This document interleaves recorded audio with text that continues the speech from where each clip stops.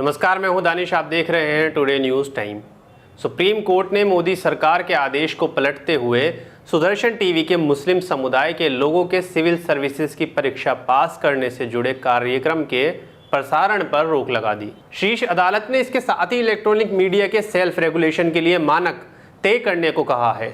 अदालत ने सुदर्शन टीवी के कार्यक्रम को उन्माद पैदा करने वाला बताते हुए कहा कि ये एक समुदाय की प्रतिष्ठा को नुकसान पहुंचाने का प्रयास है। सुदर्शन टीवी के एक प्रोग्राम के प्रोमो में यह दावा किया गया था कि सरकारी सेवा में मुस्लिम समुदाय के सदस्यों की घुसपैठ की साजिश का पर्दाफाश किया जा रहा है। जस्टिस DY चंद्रचूड़ की बेंच ने कहा, पहली नज़र में यह एपिसोड अल्पसंख्यक समुदाय को बदनाम करने वाला लगता है।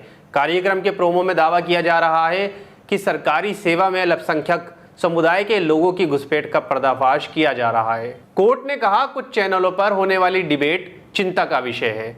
इनमें कई ऐसी बातें कही जाती हैं जो मानहानि वाली हैं। कुछ प्रोग्राम में उकसाने वाले कमेंट दिए जाते हैं, जैसे कि एक विशेष समुदाय के लोग सिविल सेवा में प्रवेश कर रहे हैं। सुनवाई के दौरान बेंच में शामिल जस्टिस जोसेफ ने कहा, डिबेट में एंकर के रोल को देखने की ज़रूरत है। ज़्यादातर समय एंकर बोलते रहते हैं और स्पीकर को म्यूट करके सवाल पूछते रहते हैं। तभी जस्टिस चंद्रचूड़ ने कहा कि कई बार बिना किसी आधार के आरोप लगा दिए जाते हैं। ऐसा कैसे इजाज़त दी जा सकती है? क्या स्वतंत्र समाज में इसको इजाज़त दी जा सकती है?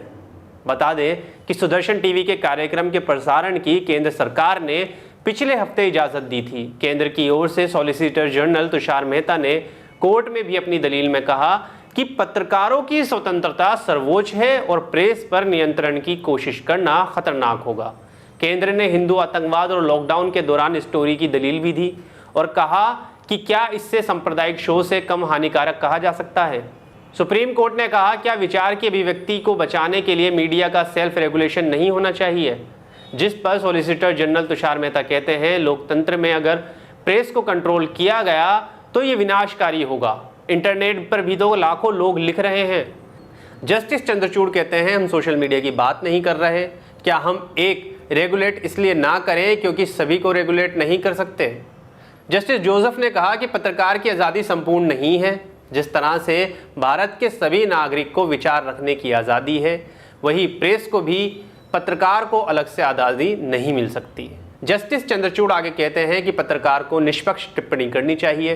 क्रिमिनल जांच में मीडिया ज़्यादातर एक ही हिस्से की छानबीन पर फोकस करता है। एंकर एक समुदाय विशेष को निशाना बनाता है। हम एक स्टैंडर्ड चाहते हैं। कोर्ट ने कहा कि 5 नागरिकों की एक कमेटी का गठन किया जा सकता है जो इलेक्ट्रॉनिक मीडिया के सेल्फ रेगुलेशन के लिए मानक तय करे। इस कमेटी में कोई भी सदस्य राजनीतिक तरफदारी करने वाला नहीं होगा। वह सराहनीय कद वाले लोग होंगे।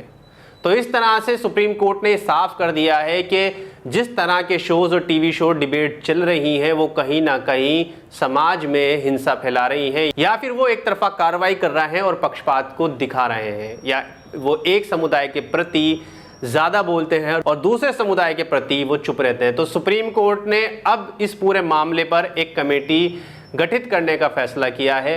आगे क्या होगा वो जानकारी हम आपको देते रहेंगे। फिलहाल इस खबर में इतना ही। देश और दुनिया की तमाम खबरों के लिए सब्सक्राइब करें टुडे न्यूज़ टाइम। धन्यवाद।